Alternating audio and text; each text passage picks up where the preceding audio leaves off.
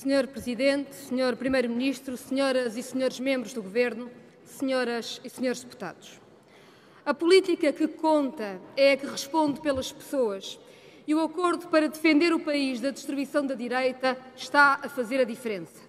Aumento do salário mínimo nacional, fim da sobretaxa do IRS, fim dos cortes inconstitucionais, tarifa social da energia efetiva, reposição de apoios sociais, aumento das pensões. E um ano depois do último debate, a resposta às pessoas provou-se a resposta à economia. Crescimento económico, criação de emprego, um país que recupera confiança. Mas não esquecemos que há 2.600.000 pessoas em situação de pobreza e que as desigualdades minam o país. Caminho feito, mas quase tudo por fazer. Essa é a nossa responsabilidade. Não é verdade que proteger as pessoas seja desproteger as contas públicas. Como também não é verdade que à esquerda a consolidação orçamental não seja relevante. Dissemos sempre que só com crescimento económico há consolidação orçamental e provou-se que assim é. Por isso mesmo, temos de questionar os objetivos de déficit que o Governo se impôs.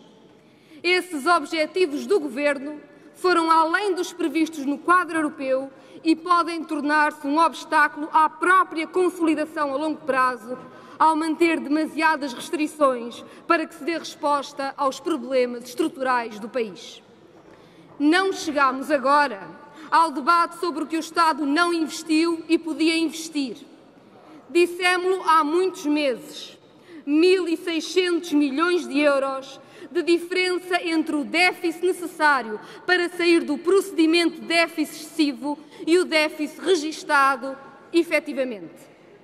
Para que o ministro Mário Centeno fosse elogiado por Wolfgang Schäuble, houve 1.600 milhões de euros a menos de investimento, onde era urgente fazê-lo. Teria sido possível investir os 800 milhões de euros em novos investimentos e substituição de material obsoleto no Serviço Nacional de Saúde. Um investimento que reforçaria o acesso da população à saúde e pouparia milhões a prazo, porque reduziria as contratações ao privado. Teria sido possível fazer as obras urgentes em todas as escolas degradadas. 300 milhões de euros de investimento evitaria que mais um ano letivo começasse para tantos em más condições. Teria sido possível contratar os auxiliares que faltavam, 30 milhões de euros que faltaram nas escolas e não tinham de ter faltado. Teria sido possível investir 400 milhões de euros na requalificação da ferrovia, garantindo mobilidade, contrariando o abandono e promovendo a coesão territorial. Teria sido possível duplicar as equipas de sapadores florestais, 20 milhões de euros e toda a diferença para um país mais seguro. Teria sido possível um outro investimento em áreas onde sobram proclamações e falta orçamento, da cultura à ciência e que são essenciais ao desenvolvimento. Cada uma destas poupanças forçadas e escusadas é uma oportunidade perdida. 1.600 milhões de oportunidades perdidas. Não foram cortes. Isso foi o que a direita fez e o país lembra-se bem da diferença. Nem foi quebra da confiança nos orçamentos aprovados. Todos se lembram também de como cada orçamento retificativo da direita vinha com um novo corte nos rendimentos de quem menos tinha. Esse tempo passou. Do que falamos hoje, sim, é de uma nova exigência. Não podemos perder nenhuma das oportunidades de recuperar o país da devastação da austeridade. Senhoras e senhores deputados, está hoje afastada a insegurança que a direita trouxe ao país. Trabalhámos para isso. Já não há medo de ouvir o anúncio do corte na pensão ou no salário cada vez que se liga ao noticiário. A segurança do respeito constitucional foi reposta. Portugal recuperou confiança e isso não é coisa pouca. Mas as ameaças não são poucas nem distantes. Um mundo crescentemente inseguro e instável exige-nos toda a prudência. Precisamos de recuperar instrumentos essenciais da democracia económica, de funções estratégicas e serviços públicos que são garantias constitucionais.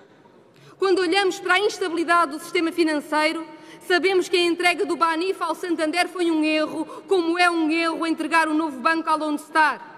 O Estado pagou as perdas e mandou entregar ao estrangeiro. Ficámos mais frágeis. Num país com uma dívida pública tão elevada e com o programa do BCE que tem protegido a subida de juros a terminar em breve, este não é um problema que possamos continuar a ignorar. Do mesmo modo, temos de olhar todos os setores estratégicos da economia. Veja-se o caso do CTT, empresa pública rentável vendida por PSD-CDS. Os CTT privatizados deixaram de assegurar sequer o serviço postal elementar, como concluiu o próprio regulador, a ANACOM, com falhas e ausências que só por si já exigiriam a reversão da privatização. De que se espera para recuperar o CTT? Na energia, o sistema de rendas excessivas que a privatização do setor instalou continua. É um crime contra os consumidores e contra a economia. Libertar a economia real do peso de uma fatura energética abusiva. Baixar os custos energéticos das famílias, de todas, não apenas das mais vulneráveis, como começámos a fazer com as tarifas sociais. Este é o momento de avançar nesse caminho. Já vamos muito atrasados. Porque espera o Governo? Como podemos ter programa de desenvolvimento, inovação, coesão, se a gestão dos setores estratégicos não obedece a qualquer lógica que não a da acumulação acionista?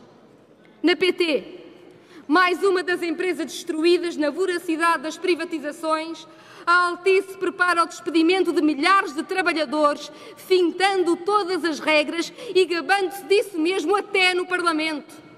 Enquanto o Governo adia a reversão da selva laboral instalada pelo anterior Governo e pela Troika, já os abutres experimentam novos abusos. Anos de preconceito ideológico contra os direitos de quem trabalha transformaram a legislação num queijo suíço cheio de buracos para as empresas fugirem às suas responsabilidades. Lucro fácil para os acionistas são custos altos demais para quem trabalha e para a economia e o emprego do país. A nossa responsabilidade, a responsabilidade do Governo, é travar estes processos. O Governo que recusou e bem o despedimento coletivo da PT não pode agora lavar as mãos quando a PT está a fazer o despedimento coletivo. Proteger os trabalhadores contra o despedimento abusivo. Reconstruir a contratação coletiva que ainda deixa de fora a generalidade dos trabalhadores. Recuperar o pagamento das horas extraordinárias, acabar com o abuso de banco de horas, levar o processo de regularização dos precários do Estado até ao fim e não deixar ninguém para trás. Ter força e determinação no combate à precariedade do setor privado. Este tempo exige coragem contra interesses poderosos. Senhoras e senhores deputados, estamos, neste momento, num debate difícil sobre as florestas. É urgente terminar a liberalização do eucalipto, tornada lei pelo anterior Governo e que torna a nossa floresta tão mais perigosa. Precisamos de um novo regime para a floresta, sim, mas de um novo regime que coloque claramente o ordenamento e a segurança acima dos apetites financeiros. Um novo regime apostado na revitalização do interior e na associação dos pequenos proprietários e não em subsídios à concentração das terras em fundos privados alheios ao território. Um novo regime que trava a corrida a novas áreas de eucalipto por parte das celuloses e que, no mínimo, as subordine sempre a planos florestais e lhes imponha uma redução da área total de eucalipto com a sua substituição por espécies autóctones. O Bloco não chegou agora ao debate da floresta. Somos até o único partido que apresentou propostas próprias. O debate está em aberto agora na especialidade aqui no Parlamento. Mas nada seria pior do que, no rescaldo da tragédia de Pedrógão, aprovar alterações feitas à medida das celuloses e de outros interesses financeiros na floresta. Pela parte do Bloco, o Governo sabe que conta com a abertura, mas também com a exigência de sempre. Senhoras e senhores deputados, em breve fará 2 anos esta maioria parlamentar e a força determinante da esquerda no Parlamento. Sabemos que o país está melhor porque as pessoas estão melhor, mas não nos resignamos aos hábitos de política velha que persistem, não deixamos de lutar pelo que falta fazer e falta quase tudo, nem passamos cheques em branco. Décadas do Bloco Central minaram a economia e tornaram-nos num país dependente e em rota de atraso. Criaram uma nova vaga de imigração como não se via desde meados do século passado. É necessária a coragem para ultrapassar os problemas estruturais, proteger o país de choques externos e garantir a segurança nas condições concretas da economia, do trabalho, da vida em Portugal. Senhoras e senhores deputados, interessa-nos pouco a excitação da direita perante cada divergência na maioria parlamentar. Compreendemos que ficou sem programa por falta de coragem para exigir agora os cortes que sempre quis fazer.